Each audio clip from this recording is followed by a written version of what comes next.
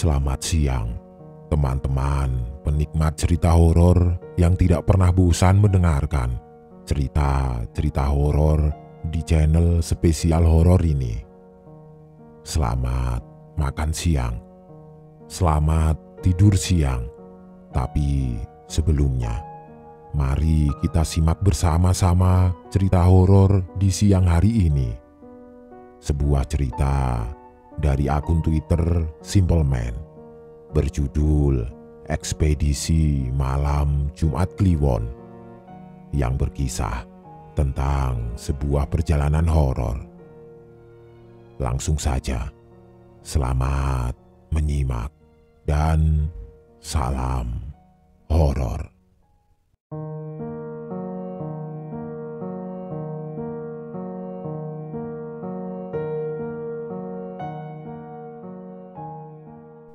Ekspedisi Malam Jumat Kliwon. Bagiku, ini salah satu malam yang paling menantang, karena rupanya aku tidak sendirian. Untuk mempersingkat malam kita, tidak ada salahnya aku ingatkan kembali. Untuk melihat ke sekeliling, mungkin ada satu di antara kalian yang beruntung, di mana mereka ikut menemani sajianku malam ini. Seperti yang aku bilang, kejadian ini terjadi 2 tahun yang lalu, waktu aku ikut kegiatan kampus yang bergabung dalam tim ekspedisi ke salah satu gunung yang kurang dikenal. Kegiatannya sendiri, bertujuan untuk menyambut mahasiswa baru yang bergabung di organisasi Mapala kampus. Singkatnya, aku adalah salah satu dari orang yang ikut. Siapa yang tidak suka dengan gunung dan alamnya? Jadi, aku sudah senang saja bisa ikut kegiatan ini. Namun, rasa senangku harus aku pikir ulang ketika jadwal keberangkatan rombongan adalah malam Jumat Kliwon. Aku sempat protes. Kenapa harus Jumat Kliwon? Dan dengan enteng mereka cuma bilang, "Kamu kan sering naik gunung. Mau naik hari apa juga sama saja, lihatnya pohon doang." Salah satu dari pengurus memang kenal aku dan sepak terjangku naik gunung. Tapi aku pikir ini bukan ide yang baik. Tapi sudahlah. Akhirnya aku nurut apa kata mereka sebagai pengawas dalam perjalanan ini. Gunung yang aku maksud tidak bisa aku sebutkan. Tapi aku bisa kasih gambaran pada kalian tentang gunung ini. Ini adalah gunung yang sebenarnya cukup dikenal di Jawa Timur, namun kurang begitu populer untuk digunakan sebagai jalur pendakian. Karena gunung ini lebih sering digunakan untuk camping atau sekedar jurit malam untuk sekolah dan kampus. Jalurnya yang mudah ditempuh dengan mobil, sekaligus jalur yang paling penting, menghubungkan kotaku dengan salah satu kota wisata di Jawa Timur. Kami berangkat bersama rombongan jam 2 sore. Kendaraan yang kami gunakan adalah bis yang sudah disewa, karena cukup banyak yang ikut. Di tengah perjalanan, aku bisa melihat banyak anak-anak dari fakultas yang berbeda-beda. Sialnya, yang dari fakultas desain cuma aku bersama teman satu-satunya.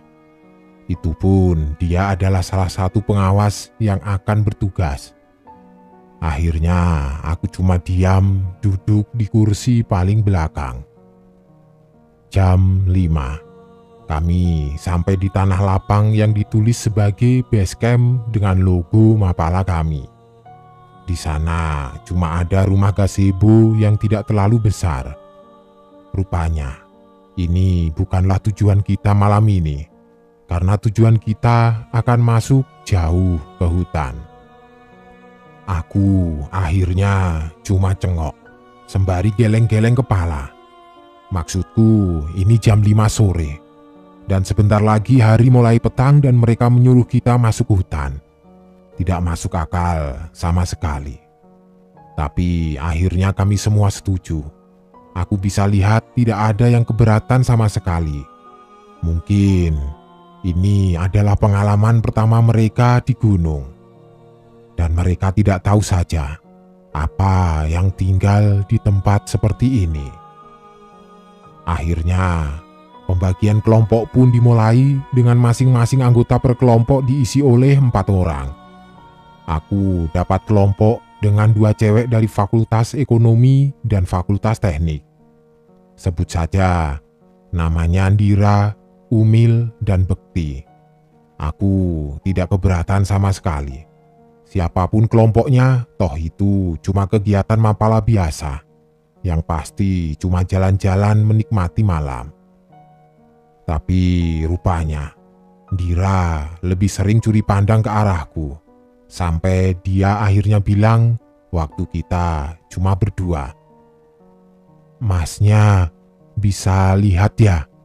Aku yang mendengar itu cuma merespon dengan bingung. "Lihat apa ya, Mbak?"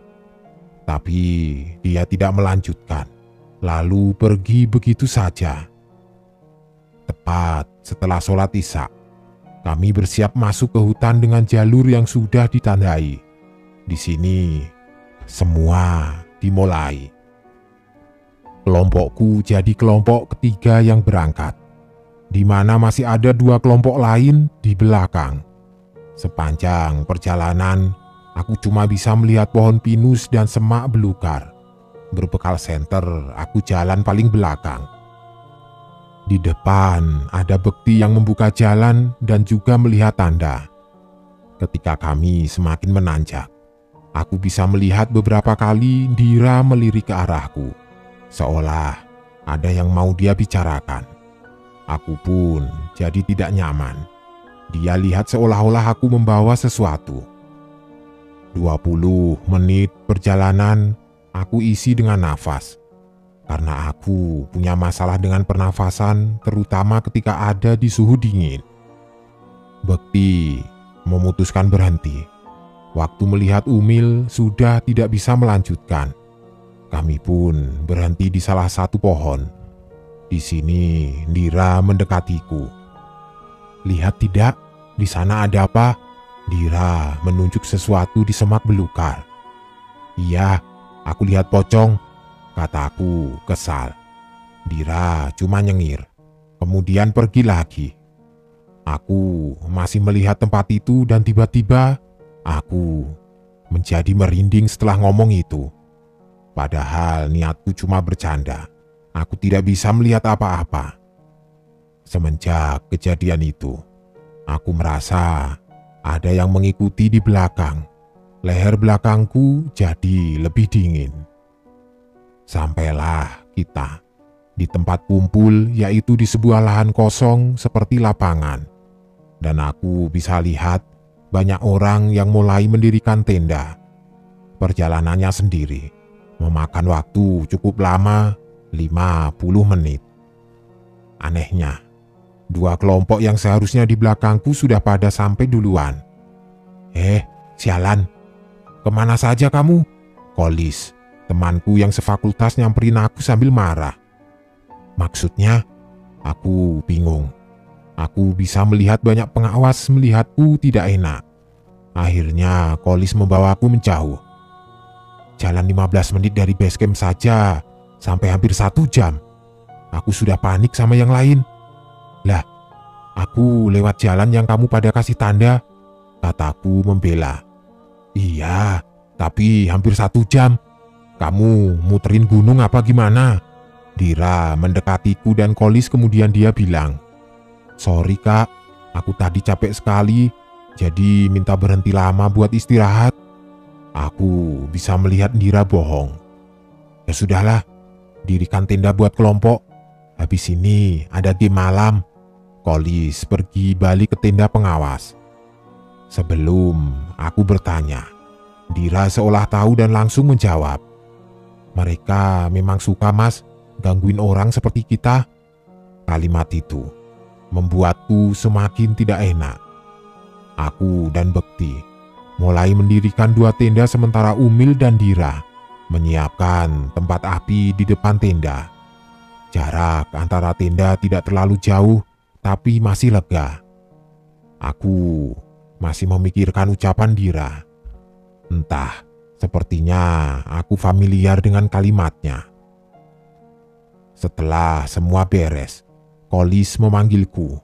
Rupanya aku ditunjuk sebagai kepala kelompok. Awalnya aku menolak, tapi rupanya si Bekti yang mengajukan namaku. Game malam sendiri adalah game di mana kita akan mengambil sampah di beberapa titik, tujuannya sendiri untuk menghargai alam dengan membersihkan sampah yang dibuang sembarangan. Rupanya aku baru tahu lapangan ini adalah lapangan yang biasa digunakan buat off-road sepeda gunung. Tapi karena malam, jadi aku tidak melihat jelas bila ini tempat off-road. Artinya titik ini tidak begitu jauh dari jalan utama. Kembali aku berpikir, kok bisa sampai selama itu kami jalannya? Aku balik dan menjelaskan ke yang lain, sekaligus memberikan 2 kantong kresek di mana yang paling cepat mengumpulkan bisa langsung gabung ke api unggun utama untuk ikut jurit malam bareng kelompok lain. Di sini aku bisa melihat Dira melihat sekeliling. Ada kecemasan dalam wajahnya. Aku langsung mengerahkan semua anggotaku begitu pengawas meniup peluit bahwa game sudah dimulai. Tanpa pikir panjang, aku mengajak yang lain ke jalur menuju jalan utama. Karena setauku, di sana pasti banyak sampah. Rupanya, Dira berdiri tepat di belakangku. Bekti akhirnya bersama Umil, benar saja. Aku bisa melihat kantong kresek di mana-mana dan selagi aku mengutin, Dira akhirnya ngomong. "Pocongnya usil ya mas?" Aku cuma melihat dia sambil bertanya, "Pocong apa sih mbak?" "Lah itu, yang tadi bikin kita muter-muter." Aku lirik, Bekti dan Umil cukup jauh buat mendengar obrolan kami. Akhirnya aku bertanya, "Dir, kamu bisa melihat begituan ya? Apa cuma bikin aku ketakutan?" "Loh, dia melihatku curiga. Masnya bisa lihat juga kan?" "Aku tidak bisa mbak." Akhirnya aku bilang, "Lah, tapi kok tadi tahu kalau ada pocong yang tak tunjuk tadi?" Aku akhirnya melihat dia serius. "Kamu beneran? Tidak lagi bercanda kan?" Dira cuma menggeleng. "Ada berapa pocong di sini?" Kataku akhirnya menyerah. "Tidak tahu mas, tidak tak hitung, 40 mungkin." Aku langsung lemas. "Tapi mas," kata Dira, "mata kamu loh, bercahaya, masa tidak bisa melihat?" Akhirnya aku tahu alasannya. Aku jadi ingat waktu peristiwaku dibawa ke Banyuwangi. "Iya, sudah dihilangkan kok." Akhirnya Dira paham. Dari situ aku mulai tertarik dan kemudian bertanya, "Di sini cuma kamu doang yang bisa melihat ya?" Dira cuma menggeleng. "Ada 5 mas yang bisa, terhitung kamu seharusnya, tapi sekarang jadi 3 orang. Aku coba bertanya, siapa saja, tapi Sindira tidak mau memberitahu. "Jadi, kalian sama-sama bisa tahu siapa saja yang bisa melihat?" Dira cuma mengangguk kemudian bilang, "Tidak semuanya bisa tahu, tapi yang menonjol yang bisa lihat." Karena semakin penasaran, akhirnya aku bertanya ke Dira, ada apa saja di sini. "Di sini banyak pocongnya mas, tapi ada juga mbak-mbaknya." "Mbak-mbak apa Dir?" "Itu di atas pohon, ada mbak yang lagi ngeliatin kita." Aku melihat ke atas, dan benar saja, leherku tiba-tiba meremang dengan sendirinya. "Jadi mereka yang bikin kita muter-muter?" Dira akhirnya mengangguk. Setelah kantong kami penuh, kami pun balik ke lapangan. Tapi rupanya di lapangan aku melihat gelagat yang aneh. Salah satu tenda tampak dipenuhi orang-orang yang berkumpul memutari.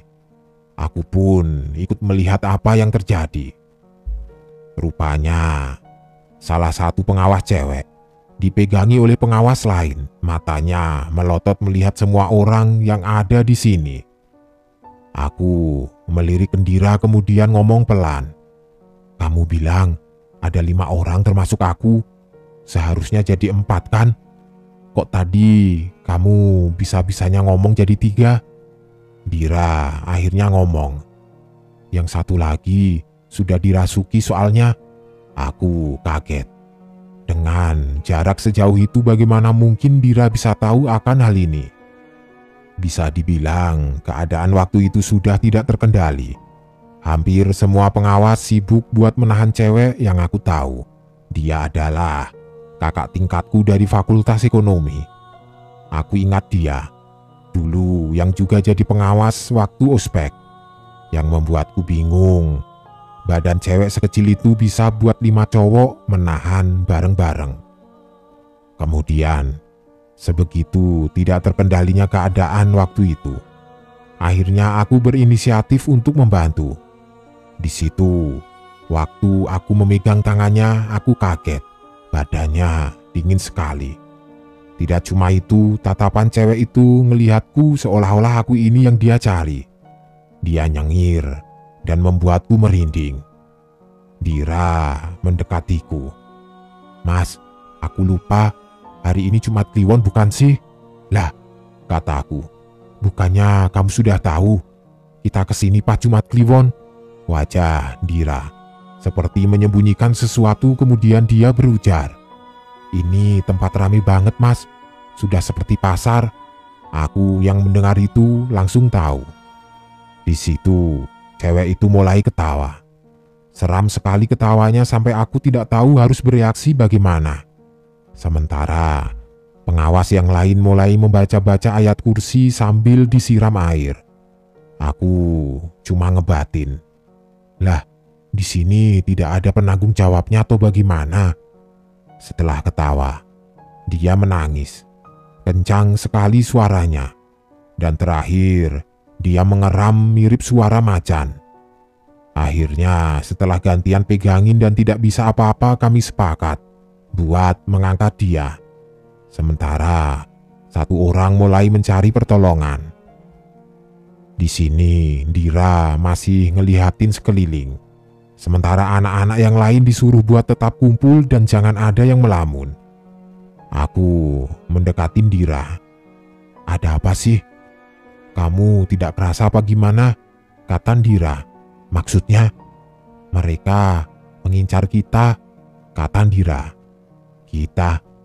Bagaimana maksudnya? Kataku. Tuh, tadi lihat nggak sih? Mata itu makhluk ngeliatin kamu sambil nyengir. Dira akhirnya menunjuk tanah lapang di sekeliling. Di sini itu sudah kayak pasar, ramai sekali. Aku tidak pernah melihat sebanyak ini ngumpul jadi satu. Terus bagaimana? Dira ngelihatin cewek itu yang juga ngelihatin kami. Kamu tahu berapa yang masuk ke tubuh itu cewek? Kata Dira. Berapa memangnya? Sekitar 14-an lah. Akhirnya aku tahu apa yang terjadi. Jadi aku bertanya, sekarang kamu kasih tahu siapa selain aku, kamu, dan itu cewek yang bisa melihat beginian? Dira tampak menggiringku mengikut ke anak-anak yang masih berkumpul, kemudian menunjuk cowok yang duduk di sudut. Mas yang itu, katanya sambil menunjuk. Aku pun mendekati mas itu yang posisinya dia duduk di ujung. Hanya saja sepertinya dia diam, anteng, seolah tidak panik sendiri. Dira menahanku. Dia jahat, kata Dira. Aku tidak paham maksudnya.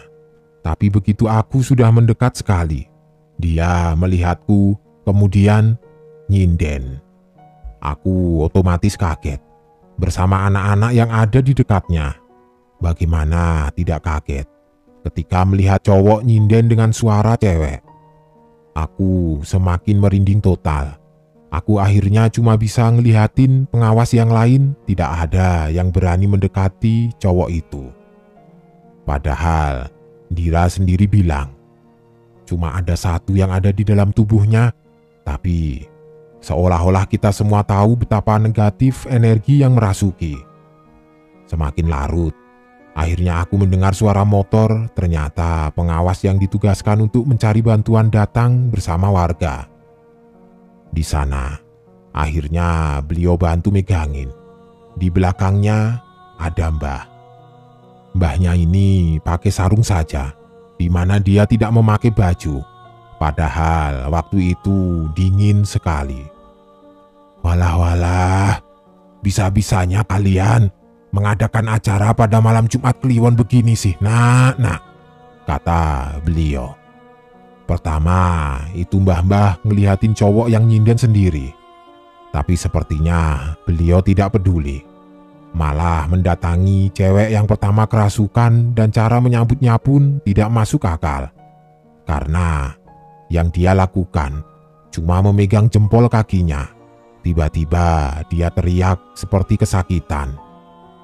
"Rasakno," kata mbah itu. Aku kagum melihatnya. Karena setelah teriak keras itu cewek jatuh pingsan. Kemudian mbahnya bilang sudah selesai. Yang kedua ini, mbahnya cuma megangin kepalanya. Walaupun mata itu cowok melototin mbah ini, tapi setelah entah nyabut apa di ubun-ubunnya, cowok itu pingsan. Cowok itu jatuh pingsan begitu saja. Setelah itu aku bisa melihat mbah itu ngobrol bersama para pengawas dan kemudian kami meninggalkan tempat itu turun lebih ke bawah. Di sana ada surah kampung. Aku dan yang lain akhirnya bermalam di sana. "Apa sih yang kamu lihat tadi?" kata aku. "Yang mana?" katanya bingung. "Yang katanya jahat," jawabku. "Oh, yang itu. Aku tidak tahu. Tiba-tiba dia datang entah dari mana. Karena sebelumnya aku tidak lihat dia datang dari mana." "Maksudnya bagaimana?" Aku bingung. "Iya, tuh makhluk datang begitu saja dan hawanya itu bikin merinding." "Orang seperti kamu kok bisa merinding juga?" kataku baru tahu. Tak kasih tahu, itu cewek jadi rebutan 14 yang masuk ke tubuhnya. Tapi ini makhluk, dia sendirian masuk dan tidak ada yang ikutan masuk. Jadi coba kamu simpulkan, seberapa kuatnya dia sampai bikin yang lain tidak berani. Padahal itu rame loh. Terus dari mana kamu tahu kalau ada yang kerasukan?" Dira diam cukup lama kemudian dia bilang, "Ada yang ngasih tahu aku." "Ngasih tahu bagaimana?" tanyaku penuh selidik. "Ya ada yang ngasih tahu aku, Mbah Buyut," katanya. "Mbah Buyutmu?" "Iya," jawab Dira dengan wajah tidak tertarik. "Maksudmu Mbah Buyutmu di sini? Dia yang ngasih tahu." Akhirnya setelah aku pojokkan Dira pun menceritakan semuanya. "Sebenarnya aku dikasih ini dan ini itu seperti turun-temurun dari keluarga bapak. Katanya buat jaga aku dari kejadian kayak tadi. Itulah kenapa tidak ada yang berani mendekatiku." "Mbah Buyutmu yang jagain kamu, begitu?" kata aku. "Iya, Mbah Buyutku yang jaga." "Di mana beliau sekarang?" Dira melihat ke arahku. "Dia di belakang kamu, sedang mengendus bau badan kamu." Aku cuma bisa membantah. "Ah, bercandanya tidak lucu." "Terserah, tapi aku memang merasa tidak nyaman." "Terus kamu bilang mataku bercahaya. Kok aku tidak bisa melihat mata kamu bercahaya?" kata aku. "Kamu sendiri kan yang bilang ada yang menutup mata batin kamu." Dira diam cukup lama. Kemudian ngasih tahu sesuatu yang baru aku tahu. "Alasan sekuat apa coba yang bisa bikin mata batin kamu ditutup paksa seperti itu?" Tidak tahu kenapa. Pertanyaan Dira seperti semacam kode tersirat yang bikin aku harus bertanya lebih jauh. "Maksudnya bagaimana?" Awalnya dia ragu, tapi akhirnya Dira bicara kepadaku. "Ada dua manusia yang bisa melihat bangsa halus, memperdalam kebatinan, dan pemberian langsung dari Tuhan. Masalahnya, kamu masuk kategori yang kedua." Dira diam lagi. dan tidak butuh alasan untuk orang yang belajar kebatinan buat menutup mata batinnya. Tapi untuk orang dengan kelebihan seperti itu susah buat nutupnya. Kamu tidak ingat tahapan bagaimana pas mata batin kamu ditutup? Tiba-tiba aku ingat lagi kejadian waktu itu. Waktu di mana aku dibawa ketemu dengan orang yang bisa menutup. Itu pun dilakukan setelah aku sembuh sehabis khitan. Aku diam lama kemudian bertanya, "Bagaimana cara kamu tahu kalau aku dari lahir bisa melihat?" Dira melihatku seperti penuh selidik. "Kamu tidak tahu apa-apa ya kayaknya. Apa sengaja tidak dikasih tahu?" "Aku tidak tahu apa-apa," kataku pasrah. "Pantes kamu tidak nangkap pesanku dari tadi," katanya. Aku akhirnya tanya apa maksud pesan itu, tapi Dira menolak, memberitahu lebih jauh. "Kamu pengen tahu bagaimana aku bisa tahu kamu bisa lihat dari kecil," katanya. "Tahu di belakang mata kamu, tepatnya di belakang kepala kamu. Di sana ada 2 mata lagi. Meskipun kamu bilang sudah ditutup, tapi masih kelihatan bercahaya. Aku asumsikan kamu seperti kayak aku," katanya. Terus, cewek dan cowok tadi beda. Mereka sepertinya belajar kebatinan dulu, jadi mereka tidak bisa melihat aku. Satu lagi, siapa yang bisa melihat? Dira kayaknya nahan diri buat ngasih tahu yang terakhir. Jadi akhirnya aku tidak memaksakan. Malam itu aku pakai buat bertanya banyak hal termasuk rupanya sesama yang dikasih sejak lahir bisa melihat dengan mata. Pantas. Kebanyakan tiap aku ketemu orang yang tahu begituan, mereka selalu memandangku tertarik. Di antaranya orang yang aku lupa namanya, yang menyuruhku buat tiduran beralaskan daun pisang dan berbantal batang pohon pisang. Lain kali aku bakal ceritakan, karena ini bakal lama, tapi tidak sekarang dulu.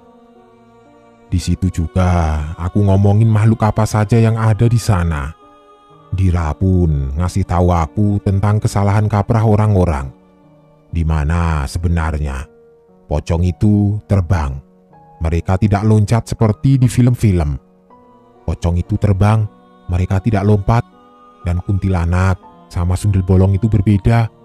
Sundel bolong itu kakinya tidak napak tanah. Sedangkan kuntilanak, mereka tidak terbang, tapi merangkak. Kamu bayangin, kalau lihat kuntilanak di atas pohon, dipikir mereka terbang. Padahal mereka merangkak ke atas pohon. Ngobrolin hal itu membuatku merinding setelah tahu banyak hal. Keesokan paginya bis kami datang. Kami kembali melanjutkan aktivitas mapala dan penerimaan anggota baru. Sampai akhirnya balik ke bis sebelum pulang, termasuk berkemas. Sementara cewek dan cowok yang sempat kerasukan, kami sepakat tidak ngomongin itu sama sekali. Yang aku tahu, si cewek memang lagi ada masalah menurut kabar yang aku dengar. Sedangkan si cowok, dia lagi sial saja sempat kosong pikirannya. Karena kaget, mungkin, atas apa yang ada di sana. Di dalam bis, Dira balik duduk bersama Umil. Saat itu, entah kenapa, aku sudah bisa menebak siapa orang yang kelima itu. Walaupun ini kejadian yang cukup menegangkan, aku dapat pelajaran banyak dari ini. Sekarang, aku masih sering melihat Dira di kampus. Tapi aku sudah tidak lanjut ikut mapala karena sekarang aku kerja sambil kuliah. Terakhir kali kami ngobrol, waktu aku ketemu dia di kantin. Dira ngasih tahu sesuatu. "Sebenarnya kamu juga ada lo yang jagain. Hanya saja dia jaganya cuma dari jauh." Aku yang mendengar itu pun kaget awalnya. Tapi Dira melanjutkan, "Aku rasa ibu kamu tahu sesuatu. Coba tanyakan beliau."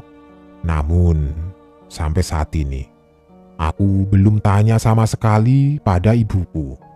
Lain kali, mungkin aku bakal bertanya. Toh sekarang aku sudah nyaman dengan kehidupanku yang sekarang. Terakhir, sebenarnya di kamarku sudah ditanam sesuatu yang bikin makhluk seperti itu tidak bisa masuk.